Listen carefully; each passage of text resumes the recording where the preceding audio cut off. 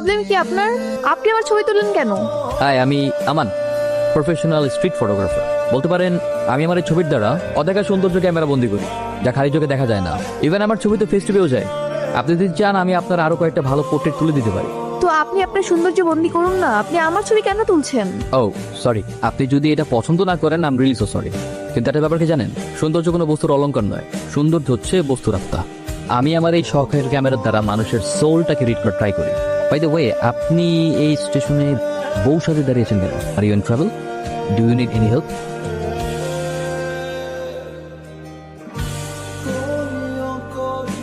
পানি কেন? আমার মনে হচ্ছে আপনার প্রয়োজন। ভরসা করতে পারেন, অতটাও খারাপ মানুষ নই। নিন। একটা ব্যাপার দেখেছেন, সৃষ্টিকর্তার প্রতিটি সৃষ্টি কিন্তু নিঃস্বার্থ ছিল, কিন্তু আমরা মানুষরা সেটাকে স্বার্থে পরিণত করেছি। এই বেঁচে থাকা ধরে সব থেকে সাধারণ এবং প্রয়োজনীয় পানিও আমাদেরকে কিনে খেতে হয়। আর পানিটা এমন একটা জিনিস যেটা সবসময় সাথে রাখতে হয়।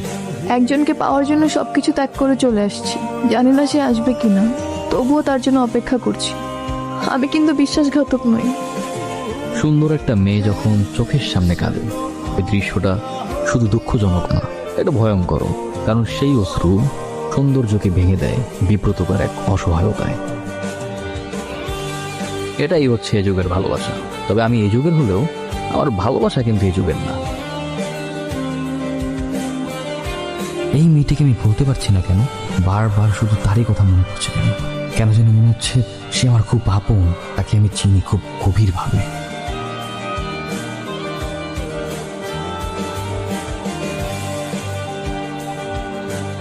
এই যে তোমার নাম কি? আমার নাম শামীম। তুমি কি আমাকে ফেলতে নিবে? না, তুমি যাও। ওর দেখছিস ওর হাতে কালো দাগটা? আস্তে আস্তে কালি, এখানে বসবোই না। তুমি জানো আমার আম্মু কি বলেছে? সৌন্দর্য হলো আল্লাহ দৃষ্টির ছাপ। তুমি কি জানো তোমার এই দাগটা কতটা ইউনিক? এর জন্য তোমাকে সবার থেকে আলাদা লাগে। তুমি কি আমার বন্ধু হবে? কেন? এমনি মিল। আচ্ছা ঠিক আছে। জানো আমার কোনো বন্ধু নেই, আজ থেকে তুমিই আমার ভালো বন্ধু। প্রমিস করো তুমি আমার কাছ থেকে কোথাও যাবে না। প্রমিস। চলো আম্মু, আমাদের তো এখন যেতে হবে। না, আমি কোথাও যাব। কেন? আমার তো ঢাকায় বদলি হয়েছে, আমার চাকরি তো এখন ঢাকায় করতে হবে আম্মু। না, আমি আমার বন্ধুকে ছেড়ে আমি কোথাও যাব। মাগো শোনো, আমি তোমাকে বলি, আমরা ঢাকা থেকে যখনই ছুটি পাবো স্কুলে ঝন করে চলে এসে বন্ধুকে দেখে আবার চলে যাবো, তাহলে মজা হবে না? আমি আমার বন্ধুকে প্রমিস করেছি আমি আমার বন্ধুকে ছেড়ে কোথাও যাব। না না আম্মু, যেতে হবে তো আমাদের। বন্ধুর সঙ্গে দেখা হবে, আবার পরে দেখা হবে। চলো আম্মু, চলো চলো, যেতে হবে তো হবে।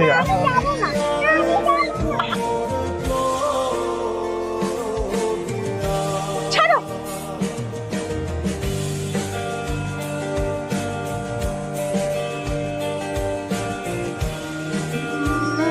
আমি কোনো কথা বুঝতে চাই না, কোনো কথা শুনতেও চাই না। আমি শুধু আমার মেয়েকে ফেরত চাই, ব্যাস। আর কোনো কথা হবে না, ঠিক আছে? আমি বলে কি যা হওয়ার তা হয়ে গেছে, আমি এগুলো কিচ্ছু বুঝতে চাই না। আমি কেন আমার মেয়েটাকে ফেরত চাই, যেন ঠিক মতো আমার মেয়েটা চলে আসে। বাবা কান্নাকাটি করছো কেন? আমি তো চেষ্টা করছি, তাই না? আমার ধারণা যে ফেরত আসবে। অযথা কান্নাকাটি করো না তো।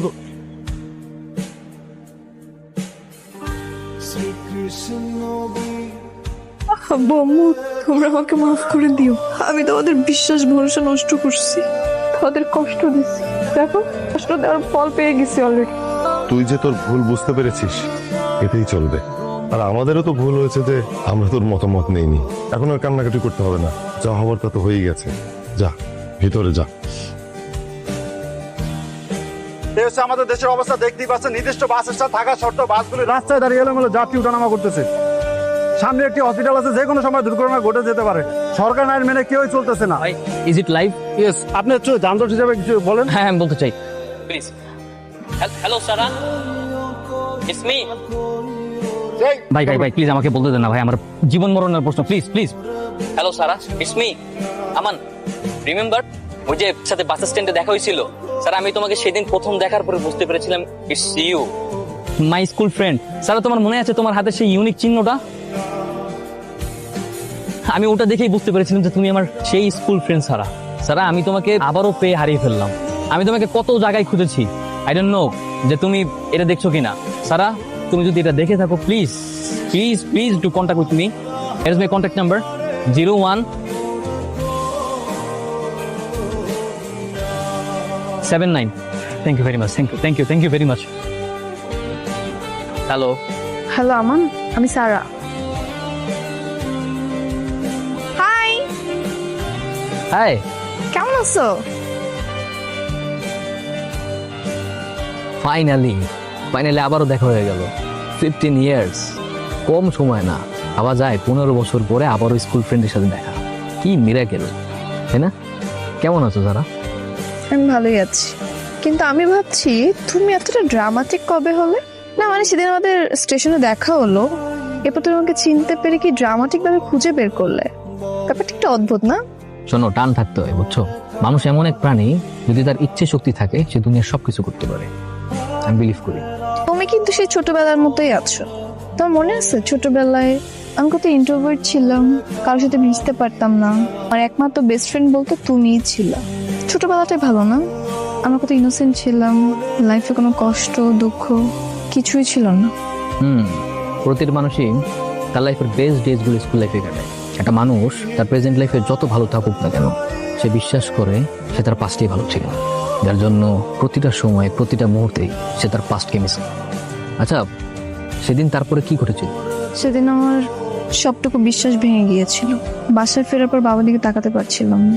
যাকে বিশ্বাস করে বাবা আমাকে ঠকিয়ে পালিয়ে গিয়েছিলাম, এই আমাকে ঠকিয়ে চলে গেল। আমি জানি তোমার বিশ্বাস ভেঙেছে, তুমি হয়তো হার্ট হয়েছো, কিন্তু একটা ব্যাপার কি জানো? বিশ্বাস ভাঙে যে ঠকে যায়, তখন তার মূল্য বেড়ে যায়, তখন সে হয়ে যায় এক্সপেন্সিভ, তখন কেউ তার মূল্য কমাতে পারে না।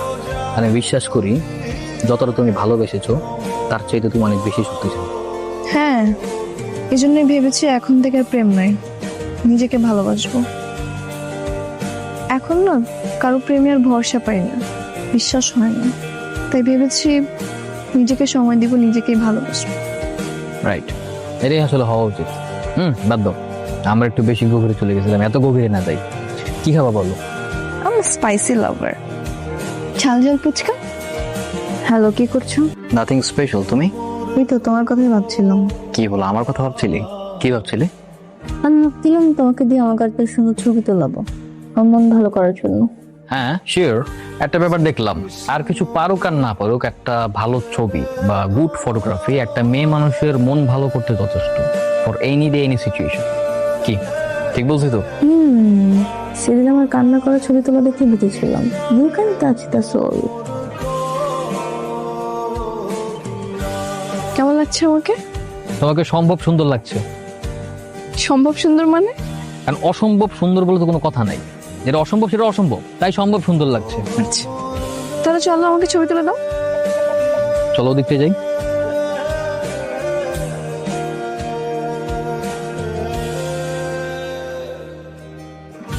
কিন্তু অনেক মজা হয়েছে। হ্যাঁ, তুমি জানো আজকে আমি অনেকদিন পরে এত মন খুলে হাসলাম। Thanks for everything. My pleasure. একটা ব্যাপার কি জানো, যার হাসি সুন্দর তাকে সব সময় মন প্রাণ খুলে হাসতে হয়, কেননা তখন তার হাসি সৌন্দর্যে সমস্ত দুঃখ কষ্ট ফিকে হয়েছে। নাইস, হ্যাঁ সুন্দর বলছো। সারা, আমি সবসময় এইভাবে তোমার পাশে থাকতে চাই। আমান, তুমি অনেক ভালো, অনেক আলাদা, কিন্তু আমি এখন বিশ্বাস করতে ভয় পাই। আমার আর কাউকে বিশ্বাস হয় না। It's okay. বন্ধ হয়ে গেছে, তো তোমাকে বাসায় পৌঁছে দিয়ে আসি। Happy birthday. আরে আজকে 17ই মে, আমি তো নিজেই ভুলে গেছিলাম, তুমি মনে রাখছো? আমার সবসময় মনে থাকে। নিচে আসো, একসাথে কেক কাটবো। আচ্ছা ওয়েট করো, আসতেছি। কি ব্যাপার, তুমি এভাবে চলে গেলে কেন? সারা, আমি তোমাকে কিছু বলতে চাই। কি হয়েছে মা? যা বলার কালকেই বলবো। হ্যালো, কি ব্যাপার, কিছুই বলছো না? তোমার চোখে আমি দেখি ভাঙা বিশ্বাসের দাগ, কিন্তু আমি কথা দিচ্ছি এই চোখেই আবার হাসি ফিরিয়ে আনবো। যদি প্রেম মানে প্রতারণা হয়, বিশ্বাসঘাতকতা হয়, তবে আমি তোমাকে দেখাবো প্রেম কিভাবে প্রতিজ্ঞা হয়ে বেঁচে থাকে। Sara, I love you. I love you too. আমি তো ভাবিনি কি ভাবো নাই? এই যে আমি এত তাড়াতাড়ি আবার কাউকে ভালোবাসতে পারবো, আরো প্রেমে পড়বো। তুমি আমাকে পুরোপুরি বদলে দিয়েছো। এখন আমি হাসতে পারি আবার আগের মতো। শোনো, আমি বাবার সাথে কথা বলছি, বাবা বলছো তোমাকে বাসা যেতে। বলে ফেলছো তো, আমি তো এখনো প্রিপেয়ার না। কোনো কিন্তু না, আমি বলছি তোমাকে যেতে হবে। আর শোনো, আমার বাবা মা এরকম না যে তুমি গেলে বলবে স্টাবলিশ হয়ে আসো তারপর আমাকে বিয়ে দিব, এরকম না। তারা অনেক ভালো মানুষ, তুমি এমনি গেলে বিয়ে দিবে। ওকে ফাইন, ঠিক আছে, যাবো তাহলে। সত্যি? হুম।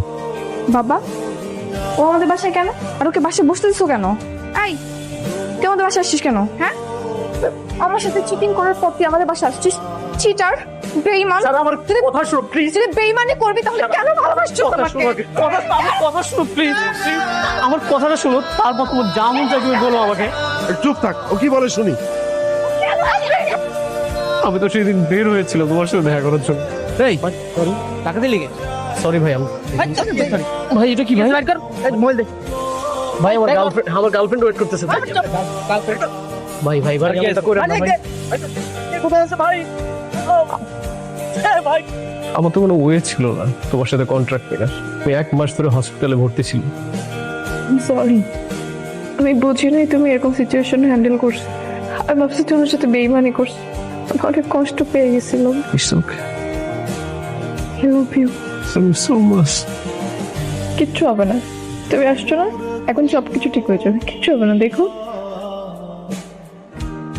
মা, দেখো তোমাকে কেমন লাগতেছে? কি হ্যান্ডসাম না? ওই যেমন সবসময় বলতা। মা জানো, আজকে না আমার অনেক স্পেশাল একটা ডে। আমার ছেলে একটু নার্ভাস, বাট প্যারা নাই।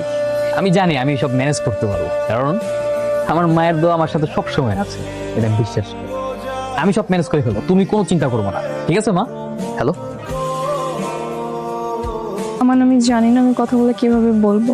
You did a lot of thing for me, কিন্তু দেখো আমি নিরুপায়, আমার কিছু করার নেই।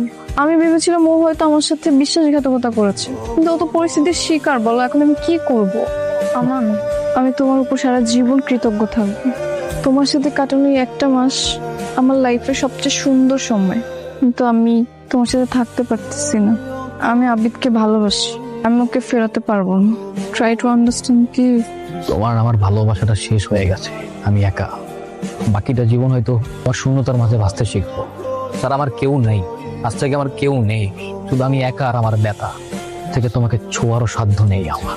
শুধু মনে রেখো, আবার যদি কখনো তোমার হাসি ছিঁড়ে যায়, আমি পাশে আছি, অদৃশ্য নিঃশব্দের মতো। তুমিও ভালো থেকো।